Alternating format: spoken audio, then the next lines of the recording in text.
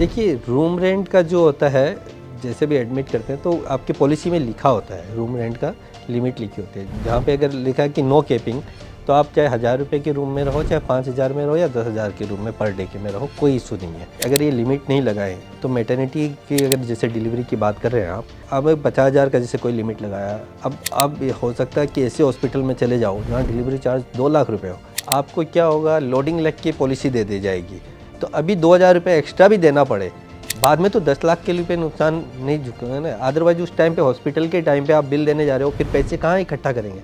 Insurance ले लिया, फिर भी हॉस्पिटल का बिल देखकर शॉक लग गया। ये आज हर दूसरे इंसान की कहानी है। पॉलिसी होने के बाद भी पॉकेट से हजारों लाखों रुपए आखिर जा क्यों रहे हैं? क्या प्रॉब्लम इंश्योरेंस में है या हमारी अंडरस्टैंडिंग में? इन्हीं सारे सवालों के जवाब जानने के लिए आज पॉलिसी समझा करो के एक और नए एपिसोड में हमारे साथ मौजूद है personal CFO mister Sushil Jain. Welcome. Thank you. जैसे कि मैंने बोला कि पॉलिसी होने के बाद, इंश्योरेंस होने के बाद भी जेब से हजारों लाखों रुपए जा रहे हैं। क्यों जा रहे हैं? देखिए, ऐसा नहीं है कि पॉलिसी अगर आप तरीके से लें तो आपको कोई भी पैसा देने की ज़रूरत नहीं होती है, बट जब पॉलिसी लेते वक्त कई चीज़ों का आपको ध्यान रखना होता है। अगर वहाँ पे हम लोग गलतियाँ करते हैं तो फिर आपको पेमेंट देनी पड़ती है वहाँ पे, इससे बिल सेटलमेंट के टाइम पे। सो वो कई तरीके की है जो चीज़ ध्यान रखने लायक है। लाइक कई पॉलिसीज़ में आपका डिडक्टेबल होते हैं, तो डिडक्टेबल का मतलब ये होता है कि आप जब भी क्लेम करने जाओ या हॉस्पिटल में एडमिट हो तो एक मिनिमम अमाउंट आपको पहले वहाँ जमा देना पड़ेगा, उसके बाद ही आप क्लेम के लिए जा सकते हो। तो फॉर एग्जांपल, अगर आपका 5 लाख की पॉलिसी है और आपने 50,000 का डिडक्टेबल का ऑप्शन उसमें रखा हुआ है पॉलिसी में, तो पहले आपको 50,000 वहाँ जमा देने पड़ेंगे, उसके बाद आपका क्लेम के लिए जाएगा। तो अगर आपका क्लेम 3 लाख का हुआ तो आपको 50,000 तो जेब से गया, 2.5 लाख रुपए कंपनी देगी आपको। तो इसको तो कहते हैं डिडक्टेबल। अगर आपको ध्यान नहीं है तो ये देना पड़ता है। इसके अलावा आपके होता है को पेमेंट का एक प्रोसेस, जिसमें ये होता है कि एक फ़िक्स परसेंटेज आप बियर करोगे। तो मान लो अगर 5 लाख का क्लेम है तो आपका 10% का अगर आपको को पेमेंट का क्लोज लगा हुआ है तो अब 50,000 रुपये आपको जेब से देना पड़ेगा। और अगर आपका 20% अगर आपका क्लोज लगा हुआ है तो आपको 1 लाख रुपये आपको जेब से देना पड़ेगा, बाकी इंश्योरेंस कंपनी देती है। तो इस तरह के कई क्लोजेज होते हैं जिसको आपको ध्यान रखना पड़ता है। अगर आप चाहें तो इसमें एक बहुत अच्छी चीज़ जो जानना ज़रूरी होता है वो होता है रूम रेंट। हाँ। तो रूम रेंट का क्लोज बहुत सिंपल लगता है कि चलो ठीक है, 1000 रुपये का अगर उसमें क्लोज लगा हुआ है और मैं 5,000 रुपये की रूम में रहता हूँ तो ऊपर के 4,000 में देना है मेरे को। हम जब एडमिट करते हैं तो यही देखते हैं कि भाई क्लोज अगर लगा हुआ है 1000 का तो 4,000 है, 4 दिन रहेंगे या 5 दिन रहेंगे तो 20,000 रुपये मैं दे दूँगा। बट यही सबसे बड़ी गलती हम करते हैं। अच्छा। क्योंकि ये जो रूम रेंट का क्लोज है, ये क्लोज खाली रूम रेंट पे एप्लीकेबल नहीं होता है, ये आप कौन से रूम ले हो अकॉर्डिंगली आपका बिल बढ़ जाता है। सो अगर आपका रूम रेंट 1000 रुपये वाला कैटेगरी का है और अगर वो शेयरिंग वाला है और आपने सिंगल रूम में चले गए तो सिंगल रूम में जाते ही सारे चार्जेस बढ़ जाते हैं, नॉट ओनली रूम रेंट। अच्छा। तो जैसे डॉक्टर विजिट अगर जॉइंट वाले रूम में आता है, अगर वो 500 रुपये लेता है तो हो सकता है सिंगल रूम में जब आप रहते हो तो उसी डॉक्टर का आपको 1000 रुपये फीस देनी पड़े। तो वहाँ पे फिर इंश्योरेंस कंपनी ये बोलते हैं कि हमने तो 1000 रुपये तक का रखा था, जो 500 रुपये एक्स्ट्रा जो डॉक्टर को दिए हो वो आपको बियर करना पड़ेगा। इसी तरह वहाँ पे जो मेडिसिन होता है, जो ट्रीटमेंट होते हैं, वो सारे बढ़ जाते हैं। तो आप एक जनरल रूम में रहते हो, 8 के शेयरिंग में रहते हो, 4 के शेयरिंग में रहते हो, 2 शेयरिंग में, 1 शेयरिंग में, सारे चार्जेस चेंज हो जाते हैं अकॉर्डिंगली। तो आपकी पॉलिसी को देखना, आपने जॉइंट वाला लिया हुआ है, सिंगल रूम का ले रखा है।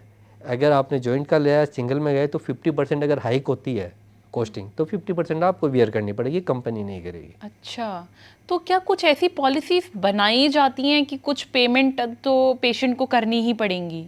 नहीं, अगर आप अनलिमिटेड रूम रेंट लो, नॉर्मली लोग क्या कंपनी आजकल ये कर दी है कि आपका समय शॉर्ट का 1% रूम रेंट देंगे या 2% देंगे, या एक मतलब आपने 25 लाख या 50 लाख की पॉलिसी ली तो रूम रेंट का केप ही हटा दिया।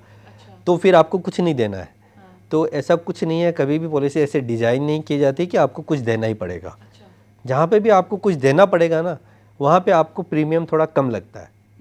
अगर आपने को पेमेंट का क्लोज डलवा दिया तो अगर आपकी जो पॉलिसी का 25,000 रुपये का प्रीमियम है और आपने बोला 10% को पेमेंट, तो हो सकता है उसका प्रीमियम 25 से कम के 20 हो जाए, 22 हो जाए। तो आपको प्रीमियम का बेनिफिट मिलता है। तो कम प्रीमियम लगता है को-पेमेंट में, डिडक्टेबल में, या जहाँ कैपिंग होती है। और जहाँ कैपिंग नहीं होती है और डिडक्टेबल नहीं होता तो थोड़ा सा प्रीमियम हाई होता है। आपने रूम रेंट वाली बात कही थी, तो जो रूम रेंट लिमिट वाली बात है उसको लेकर बहुत कन्फ्यूजन होता है, तो इस कन्फ्यूजन को आप सिंपल भाषा में कैसे दूर करेंगे?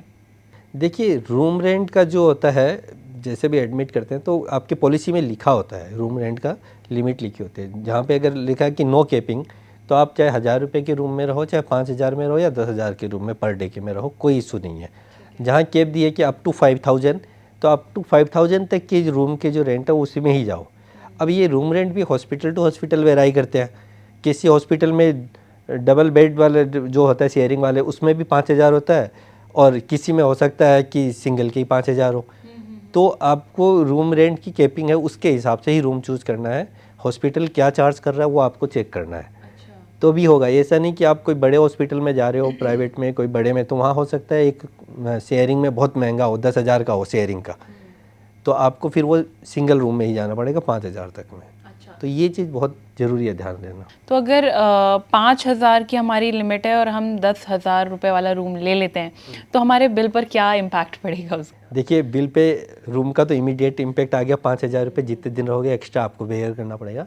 बट बिकॉज ऑफ दैट कि उसकी वजह से जो बाकी चीज़ें का खर्चे बढ़े हैं, वहाँ पे भी आपको वो फिर अगेन टोटल पॉलिसी समय सोट से एक्सीड भी कर जाता है कई बार। तो उसकी वजह से बाकी बिल पे भी इम्पैक्ट पड़ता है? बिल्कुल पड़ता है। कैसे लेकिन?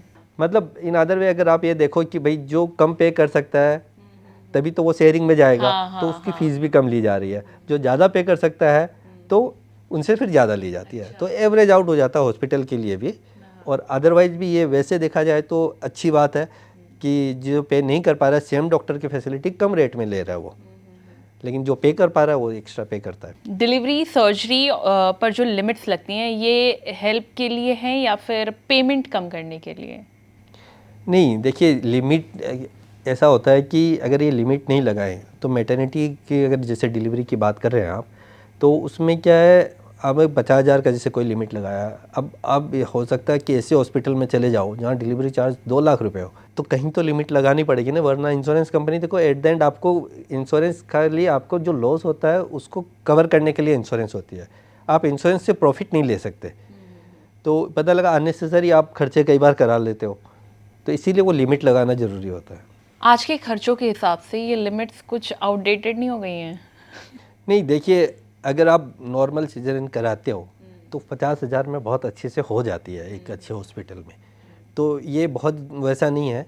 और अप टू 2 लाख रुपए तक ले सकते हो। अगेन वो उसमें भी कंडीशन लगाते हैं कि समय शॉर्ट का 10% ले सकते हो, इस तरीके से कंडीशन लगी होती है। तो आपकी अगर 20 लाख की पॉलिसी तो आप 2 लाख तक भी ले सकते हो। तो नॉर्मल से अगर डिलीवरी होती है तब तो 50,000 का खर्चा भी नहीं आता है।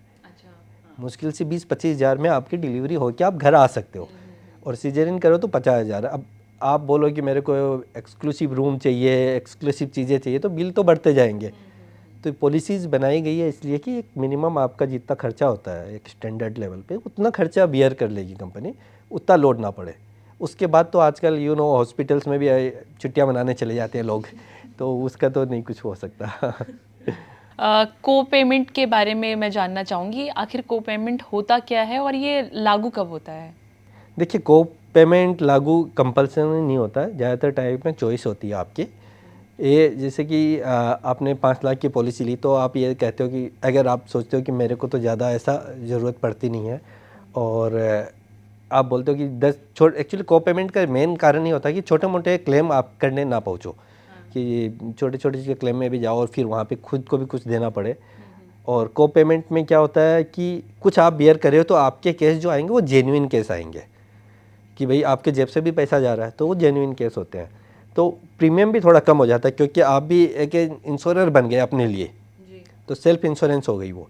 तो कंपनी बोलती है कि अगर नॉर्मल आप अगर लेते हो विदाउट को पेमेंट, अगर 100 रुपये अगर चार्जेज होते हैं प्रीमियम के, अगर 10% बियर आप कर रहे हो तो खर्चा 10% कम करके 90 रुपये चार्जेज में आपको पॉलिसी दे दी जाएगी, और जो भी क्लेम आएगा मिलजुल के करेंगे, 10% आप देना। और ये को पेमेंट 10 जरूरी नहीं है, 20% भी हो सकता है को पेमेंट, 30% भी, वो आपकी चॉइस है। तो वो उतना आप लोगे कि इतना मैं बियर करूँगा, उतना प्रीमियम कम हो जाता है, तो प्रीमियम में बेनिफिट मिल जाता है आपको। तो क्या ये बात सच है कि सीनियर सिटीजन्स को ज़्यादा को पेमेंट देना होता है?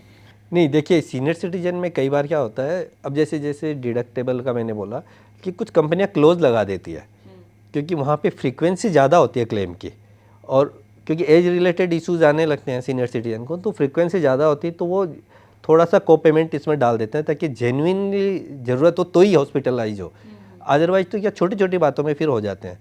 तो डिडक्टेबल में तो कंपलसरीली आपको पहले पेमेंट करना पड़ेगा, उसके बाद ही क्लेम मिलता है। तो कई कंपनियां डिडक्टेबल लगा देती है, कई कंपनियां को पेमेंट लगाती है, तो फिर जब जेब से पैसा जाता है तो आदमी फ्रिक्वेंटली नहीं जाते वहाँ पे क्लेम लेने। ग्लव्स, पीपीई और रजिस्ट्रेशन जैसे चार्जेस कवर क्यों नहीं होते? क्योंकि ये तो बिल का बहुत बड़ा हिस्सा होते हैं। बिल्कुल सही है, ये अगेन ये बात है, जैसे अभी आपने बोला पुराने ज़माने वाली बात हो गई, तो मैं ये कहूँगा कि अगर आपको नॉलेज नहीं है तो ये ओबियसली लगते हैं, इसको डिडक्टेबल में उसमें डाल देते हैं, क्योंकि ग्लव्स वगैरह का कोई हिसाब नहीं होता कि एक्चुअल में लगा है कि नहीं लगा है, तो वो बिल बनते रहते हैं। लेकिन आजकल क्या हो गया कि पॉलिसी में आप जैसे आप पॉलिसी ले रहे हो 5 लाख 10 लाख की, जो भी प्रीमियम पेमेंट है उसमें 1500 रुपये एक्स्ट्रा देके ऑल इंक्लूसिव पॉलिसी मिलती है। फिर वहाँ कोई डिडक्टेबल नहीं होता, चाहे वो पीपी किट हो, चाहे ग्लव्स हो, चाहे जो सबके कवर होगा, आपको 1 रुपये नहीं देना।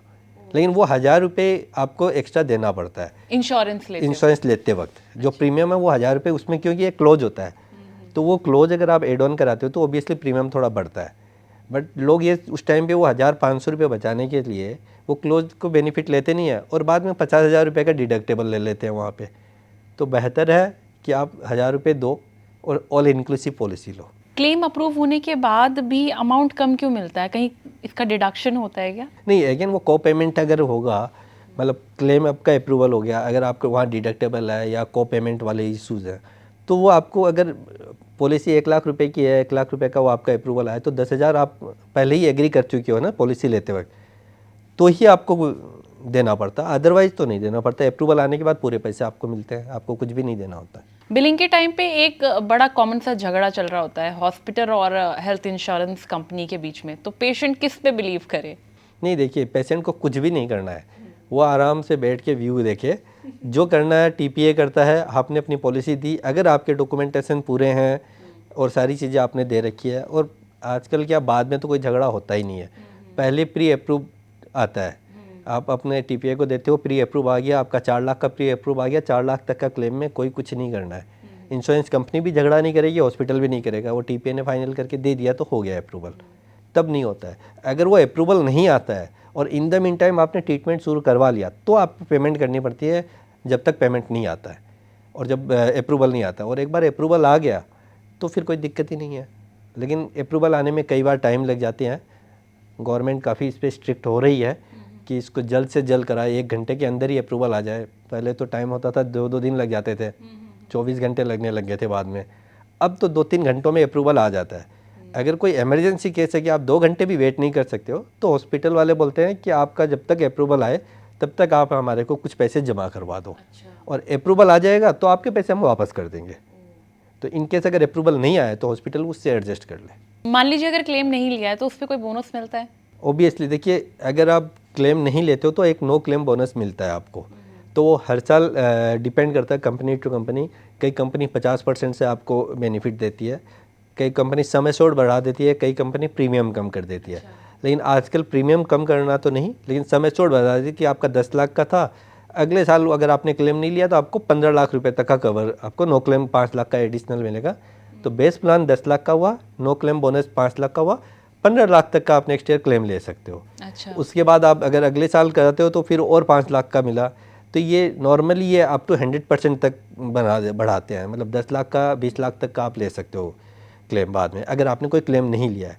लेकिन जिस साल आपने क्लेम ले लिया तो अगेन आप बेस प्लान पे आ जाते हो 10 लाख पे, तो ये नो क्लेम बोनस आपको मिलता है, बेनिफिट मिलता है। आपके करियर में ऐसा कोई ऐसा एक्सपीरियंस रहा जहाँ पे लोगों को कहीं गलतफहमी हो गई हो, गलतफहमी का शिकार हो गए, धोखाधड़ी का शिकार हो गए, कभी आपके पास कोई ऐसा केस आया हो? किस तरह का धोखाधड़ी? जैसे ये इंश्योरेंस और क्लेम्स को लेकर कभी ऐसे आया कि हाँ हमने तो वहाँ से लिया हुआ था, ऐसा हुआ लेकिन हमारा क्लेम रिजेक्ट हो गया? नहीं, देखिए ऐसा रियल टाइम कई बार होता है लाइफ में, ऐसे चलते रहते हैं ये तो, क्योंकि कई बार है ना, आप जब पॉलिसी लेते हो उसमें कई सारे क्वेश्चंस होते हैं, वो नॉर्मली जो आपका एजेंट होता है वही फॉर्म फिल करता है।